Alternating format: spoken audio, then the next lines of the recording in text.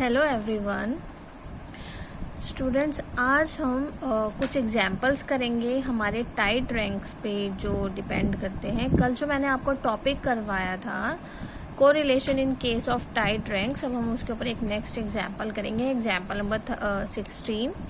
देखो स्टेटमेंट में वो हमें क्या बोल रहा है, the coefficient of rank correlation of the marks obtained by 10 students in physics and statistics was found to be 0.5। कि हमने क्या किया, हमारे पास दो सब्जेक्ट हैं, एक फिजिक्स है और एक स्टैट्स है। इन दोनों सब्जेक्ट में जो 10 स्टूडेंट्स हैं उनके जो मार्क्स हैं उनकी मैंने रैंक कोरिलेशन फाइंड आउट कर ली है, जो मुझे कितनी मिली है 0.5 मिली है। ठीक है, सो 10 स्टूडेंट्स के जो मार्क्स है फिजिक्स और स्टैट्स में उनकी रैंक कोरिलेशन हमारे पास कितनी आई है 0.5। तो इट मीन्स जो मेरे पास n की वैल्यू है वो कितनी है 10, क्योंकि नंबर ऑफ स्टूडेंट्स कितने हैं 10 है। और जो मैंने रैंक कोरिलेशन निकाला यानी कि r, इट मीन्स जो r की वैल्यू है वो मेरे पास कितनी है 0.5 है। Now it was later discovered that the difference in ranks in two subjects obtained by one of the student was wrongly taken as 3 instead of 7। फिर क्या हुआ कि लेटर ऑन जब हमने ऐसे ही चेक किया तो चेक करने के बाद हमें पता चला है कि बाय मिस्टेक 10 स्टूडेंट्स में से किसी एक स्टूडेंट के जो मार्क्स है ना वो हमने गलत लिख दिए। जैसे बहुत बार मिस्टेक्स हो जाती है ना टीचर से, हम लोग भी देखो जैसे अगर मार्क्स लिखते हैं, कोई एक डाटा बनाते हैं या कहीं पर भी मार्क्स को इनपुट कराते हैं तो बहुत बार ऐसे मिस्टेक्स हो जाती है ना। तो हमारे पास यहाँ पर इन्होंने क्वेश्चन में क्या बोला है कि हमने किसी एक स्टूडेंट के जो मार्क्स है वो गलत लिख दिए हैं, टेकन एज 3 इंस्टेड ऑफ 7। हमें लेना 7 था लेकिन मैंने 7 के प्लेस पर कितने मार्क्स ले लिए हैं 3 ले लिए हैं, यानी कि डाटा हमारा क्या है इनकरेक्ट है। So find the correct coefficient of the rank correlation. तो हमें क्या करना है, उस स्टूडेंट के मार्क्स जो एक स्टूडेंट के मार्क्स मैंने गलत लिख दिए हैं उनको हमें करेक्ट करके फिर दोबारा से अपनी रैंक कोरिलेशन को फाइंड आउट करना है। क्योंकि देखो यहाँ पे जो 10 स्टूडेंट्स हैं उनकी जो रैंक कोरिलेशन 0.5 आई है वो तो तब आई है ना जब मैंने यहाँ पे मार्क्स ही गलत ले लिया। ठीक है ना, मैं 3 लेकर चल रही हूँ लेकिन मार्क्स उस बच्चे के कितने हैं 7 है, तो इट मीन्स जो रैंक भी निकाली है वो भी गलत है। तो हमें क्या करना है, सबसे पहले तो मार्क्स करेक्ट करनी है, आफ्टर करेक्टिंग हमें क्या करना है अपनी रैंक कोरिलेशन को भी फाइंड आउट करना है। देखो कैसे करेंगे solution. Here n equals to 10, जो नंबर ऑफ स्टूडेंट्स हैं वो कितने हैं 10 है। जो r की वैल्यू यानी कि रैंक कोरिलेशन वो हमने अभी कितनी निकाली थी 0.5, वो हमें ऑलरेडी क्वेश्चन में गिवन है लेकिन वो क्या है इनकरेक्ट है। ठीक है, तो हमें उसको करेक्ट करना है। कैसे, देखो मैंने सबसे पहले यहाँ पे रैंक कोरिलेशन का फॉर्मूला लिख लिया जो मैंने आपको कल बताया था। So according to the question के अकॉर्डिंगली हमारे पास यहाँ पर क्या है स्टूडेंट्स,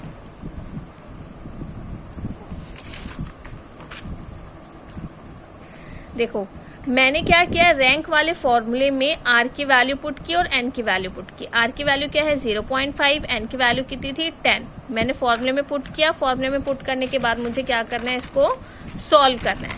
ठीक है, सिंपली हम इसको सॉल्व करेंगे। ठीक है, कैसे सॉल्व करेंगे, देखो 10 स्क्वायर माइनस 1, 10 का स्क्वायर कितना हो जाएगा 100, 100 माइनस 1 कितना होगा 99। सो 99 इंटू 10 कितना हो जाएगा 990। ठीक है, आपको फिर इसके बाद इसका क्या लेना है स्टूडेंट्स, एलसीएम लेना है। एलसीएम लेके आप क्रॉस मल्टीप्लाई करोगे और मतलब बस आपको ये सिंपली क्या करनी है, इस पार्ट को सॉल्व करना है। सॉल्व करके हमने एट द लास्ट किसकी वैल्यू निकालनी है, समीशन ऑफ डी स्क्वायर की वैल्यू निकालनी है। देखो स्टूडेंट मैंने ये सारा सॉल्व किया हुआ है, मैंने आपको पीडीएफ भी भेजी हुई है, तो ये सारा का सारा पोर्शन आप लोगों ने खुद से सॉल्व करना है। सिंपली आपको सिर्फ रैंक कोरिलेशन के फॉर्मूले में r की वैल्यू पुट करनी है, n की वैल्यू पुट करनी है और समीशन ऑफ डी स्क्वायर की वैल्यू को फाइंड आउट करना है। तो after solving summation of D square की वैल्यू मेरे पास कितनी आ गई है 82.5। अब मैं क्या करूंगी, मुझे जो वैल्यू है उसको करेक्ट करना है। तो वैल्यू करेक्ट करने के लिए हम क्या करेंगे, जो समीशन ऑफ डी स्क्वायर की वैल्यू आई है कितनी आई है 82.5, इसमें से मैं क्या कर रही हूँ, जो इनकरेक्ट वैल्यू है यानी कि जो 3 नंबर मैं लेकर चली थी, जो मैंने गलत ले लिया था, उसको हम सब्ट्रैक्ट करेंगे और जो करेक्ट वैल्यू है यानी कि 7 वो हम ऐड करेंगे। ठीक है, सो समीशन ऑफ डी स्क्वायर, देखो स्क्वायर हो रहा है ना, तो इसलिए हमने इनकरेक्ट वैल्यू को सब्ट्रैक्ट करना है इसका स्क्वायर करके, और करेक्ट वैल्यू का भी स्क्वायर करना है, और फिर उसको क्या करना है, ऐड करना है। तो हमेशा आपको क्या ध्यान रखना है कि कभी भी हम इनकरेक्ट वाली टर्म को जब करेक्ट करते हैं, जो इनकरेक्ट वैल्यू होगी उसको आपको सब्ट्रैक्ट करना है, और जो करेक्टेड वैल्यू होगी उसको आपको क्या करना है, ऐड ऑन करना है। ठीक है, तो हमारे पास जो समीशन ऑफ डी स्क्वायर की वैल्यू आई थी उसमें से इनकरेक्ट वैल्यू को माइनस और करेक्ट वैल्यू को प्लस करना है। ठीक है, आफ्टर सॉल्विंग दिस मेरे पास समीशन ऑफ डी स्क्वायर कितना आ गया, 122.5। अब मुझे करेक्ट वैल्यू किसकी निकालनी है, आर की निकालनी है, यानी कि मुझे अब करेक्ट वैल्यू रैंक कोरिलेशन की निकालनी है। तो रैंक कोरिलेशन में अगेन फॉर्मूले में हम वैल्यू पुट करेंगे। समीशन ऑफ डी स्क्वायर हमारा करेक्ट वाला हमें मिल गया है 122.5, मैंने उसको फॉर्मूले में पुट किया है। एन की वैल्यू तो सेम रहेगी क्योंकि स्टूडेंट्स तो 10 ही है ना, तो एन की वैल्यू आपकी सेम रहेगी। आपने इसको सॉल्व करना है और आपको यहाँ पे आर की वैल्यू को फाइंड आउट करना है। ये आपका क्या आ जाएगा, rank correlation, corrected rank correlation. Clear. चलो इसके बाद नेक्स्ट हमारा एग्जाम्पल आता है, एग्जाम्पल नंबर 17। देखो इसमें क्या है हमारे पास, the value of Spearman's rank correlation coefficient of certain number of observation was found to be 2/3। वो बोल रहे हैं कि जो हमारी वैल्यू हमें मिली है रैंक कोरिलेशन ऑफ कोएफिशिएंट की, रैंक कोरिलेशन कोएफिशिएंट की जो हमें एक सर्टेन नंबर ऑफ ऑब्जर्वेशन, मान लीजिए हमारे पास कोई ऑब्जर्वेशन है, जितनी भी ऑब्जर्वेशन है उन ऑब्जर्वेशन की जो रैंक कोरिलेशन है वो मुझे 2/3 दी हुई है। ठीक है, तो जितनी भी नंबर ऑफ ऑब्जर्वेशंस होंगी, मान लीजिए 10 है, 20 है, जितनी भी नंबर ऑफ ऑब्जर्वेशंस हैं उन ऑब्जर्वेशन की मुझे rank correlation coefficient already given है, that is your 2/3। Now the sum of the square of the difference between the corresponding rank was 55। वो बोल रहे हैं जो हम डिफरेंस निकालते हैं ना कॉरेस्पॉन्डिंग रैंक का, यानी कि डिफरेंस हम किससे डिनोट करते हैं, डी से डिनोट करते हैं। तो वो बोल रहे हैं जो डिफरेंस हम निकालते हैं कॉरेस्पॉन्डिंग रैंक्स का, उनका स्क्वायर और उसका सम, यानी कि उसका स्क्वायर और उसका सम हमें कितना दिया हुआ है, 55। तो it mean summation of D square मुझे कितना गिवन है, 55। क्लियर है। देखो मैं लैंग्वेज के अकॉर्डिंगली वैल्यूज लिख रही हूँ ना, कि हमें उसने बोला है the sum of the squares of the difference between the corresponding rank, कि हमारे पास जो डिफरेंस है, डिफरेंस को हम डिनोट करते हैं डी से, कॉरेस्पॉन्डिंग रैंक्स उनका स्क्वायर का सम, उनकी स्क्वायर का सम, सम यानी कि समीशन कितना गिवन है, 55। Find the number of pair, मुझे क्या निकालनी है यहाँ पे, एन की वैल्यू निकालनी है, टोटल नंबर ऑफ पेयर्स, यानी कि हमारे पास एन की वैल्यू कितनी है, ऑब्जर्वेशंस कितने हैं, क्योंकि हमें रैंक दिया हुआ है, समीशन ऑफ डी स्क्वायर दिया है, लेकिन टोटल नंबर ऑफ पेयर्स हमें नहीं दिए हुए हैं। So here we are given that R equals to 2/3, summation of D square equals to 55। आपको सिंपली एन की वैल्यू फाइंड आउट करनी है। हमने रैंक का फॉर्मूला लिया, आर की वैल्यू पुट की, समीशन ऑफ डी स्क्वायर की वैल्यू पुट करेंगे यहाँ पर। अब हमें बस जस्ट सिंपली क्या करना है, इसको सॉल्व करना है और यहाँ से हमें जस्ट एन की वैल्यू को फाइंड आउट करना है। ठीक है, ये सॉल्व करना तो सभी बच्चों को आता ही है, जस्ट फिर भी मैं आपको एक बार दिखा देती हूँ। देखो बस उधर से हम राइट हैंड साइड से हम 1 लेफ्ट हैंड साइड लेकर आएंगे, इसका आप एलसीएम ले लेना, एलसीएम लेके वाली टर्म आ जाएगी, देन क्रॉस मल्टीप्लाई करना है, क्रॉस मल्टीप्लाई करके वाली टर्म आ जाएगी। क्यूबिक इक्वेशन है, क्यूबिक इक्वेशन को आपको सॉल्व करना सभी स्टूडेंट्स को आता ही है, सबने +2 में किया हुआ है।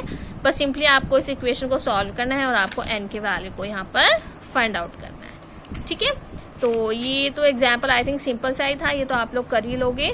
ठीक है, नाउ एट द लास्ट हमारे पास क्या है, merits and demerits of the rank correlation coefficient. इनके मेरिट्स और डिमेरिट्स क्या हैं, देखो सबसे पहले हम मेरिट्स पढ़ते हैं। It is easy to understand and simple to calculate. Obviously easily आपको ये समझ भी आ गया होगा, इजीली हम इसको कैलकुलेट भी कर सकते हैं। सेकंड क्या है, this method provides a check of calculation in which sum of the deviation of the rank of both the series is 0। वो हमें कह रहा है कि इस मेथड में जो हम चेक करते हैं अपनी कैलकुलेशन को, उसमें जो हमारा सम ऑफ द डेविएशन है रैंक्स का और बोथ द सीरीज, वो हमारा क्या आ रहा है, 0। डी निकाला था ना 0 स्टार्टिंग में, एक थ्योरम में करवाया था ना, तो वो हमारा क्या आता है 0। It is only a suitable method where factors under study are qualitative nature, कि एक अकेला हमारा ऐसा मेथड है जिसके जो फैक्टर्स हैं वो बहुत ही क्वालिटेटिव नेचर के हैं। And the last one is, in Carl Pearson method, it was assumed that data have been taken from the population which is normal, but in rank method, it is not necessary that data should be normal. देखो हमने दो method पढ़े हैं, एक तो Karl Pearson और एक हमने क्या पढ़ा है रैंक कोरिलेशन। तो वो बोल रहे हैं कि कार्ल पियर्सन में हमारे पास क्या है, हमने क्या एज्यूम किया है कि जो हमारे पास डाटा है पॉपुलेशन का वो तो हमारा नॉर्मल होता है, लेकिन जरूरी नहीं है कि जो रैंक कोरिलेशन वाला मेथड है उसमें भी नेसेसरी हो कि डाटा शुड बी नॉर्मल। ऐसा कुछ नेसेसरी हमारे लिए नहीं है, ठीक है। अब आते हैं इसके डीमेरिट्स पे। देखो डीमेरिट्स हमें वो क्या कह रहा है, if bivariate group data is given this method can not be used.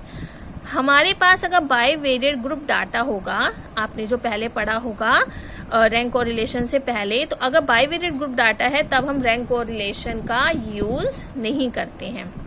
Second one is, if the number of the values exceed 30, it is difficult task to assign ranks. In such cases, this method is used only when ranks are already given. देखो अगर आपके पास number of values 30 से exceed हो जाएंगी तब हमारे पास क्या होगा, थोड़ा डिफिकल्ट होगा रैंक को असाइन करना। सो उन कंडीशन पे हमने क्या करना है, this method is use only when the rank are already given. तो उस कंडीशन पे हम इस मेथड को तभी यूज कर सकते हैं जब हमें उनकी रैंक्स ऑलरेडी क्या होंगी, गिवन होंगी। तो ये हमारे स्टूडेंट रैंक कोरिलेशन के मेरिट्स और क्या है, डीमेरिट्स हैं, ठीक है। इसके बाद स्टूडेंट्स मैंने आपको जो पीडीएफ भेजी है आज के लेक्चर की, उसमें स्टूडेंट डीमेरिट्स के बाद आपका एक टॉपिक स्टार्ट होगा रिग्रेशन। जो पीडीएफ मैंने आपको भेजी है ना, एक मैंने आपको पीडीएफ में ना बुक का पेज भेजा है, ठीक है ना। जो बुक में से आपको हम पिक भेजते हैं ना, तो बुक में से जो मैंने आपको पिक भेजी है आज के लेक्चर की, तो स्टूडेंट डीमेरिट्स के बाद ना आपका एक टॉपिक स्टार्ट होगा रिग्रेशन। तो बेटा ये आपका इस यूनिट में इंक्लूड नहीं है, ठीक है। सो यूनिट नंबर 1 में जो रिग्रेशन टॉपिक है वो इंक्लूड नहीं है। तो आपको जो मैंने पिक भेजी है उस पिक में आपको बस डीमेरिट्स तक के लिए ही अपना टॉपिक करना है यूनिट 1 के लिए, ठीक है। तो स्टूडेंट्स आज आप लोगों का कोई भी वर्क नहीं है, आज आपको कोई वर्क नहीं भेजना है ग्रुप में। बस जो भी मैंने ये एग्जाम्पल्स कराए हैं ये आप लोग खुद से सॉल्व करके देख लेना। किसी भी स्टूडेंट को कोई डाउट होगा तो आप मुझसे पूछ सकते हो, ठीक है। तो आज के लिए आपके लिए कोई वर्क नहीं है, बस आपको अपना टॉपिक जो भी मैंने आपको पढ़ाया है 1-2 दिन से आपको बस वो रिवाइज करना है, और कोई भी डाउट होगा तो आपने मुझसे पूछना है। And please write your name and roll number in the comment box for your today's attendance. Thank you.